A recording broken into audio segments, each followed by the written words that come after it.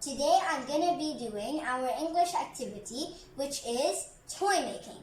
I decided to make a fishing toy. Actually, the process is just simple, so let's do it. We have here the items that we're going to need for this activity.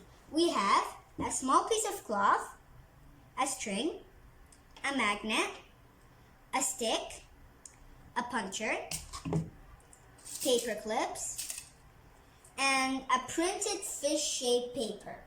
If you don't have like this, you could just draw and cut. First step, we will make a hole on the mouth of the fish by using this puncher. Secondly, I will hook this paper clip to the mouth of the fish. Finally, I'll wrap this magnet with the piece of cloth and tie it with a string. And then I'll tie this string to the stick. Now that we're pretty much done, let's go fishing! As we observe, the magnet pulls the fish paper that is attached to the paper clip.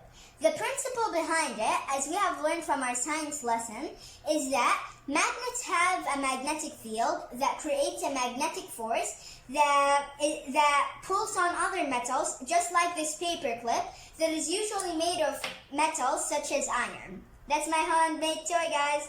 Bye. Thanks for watching.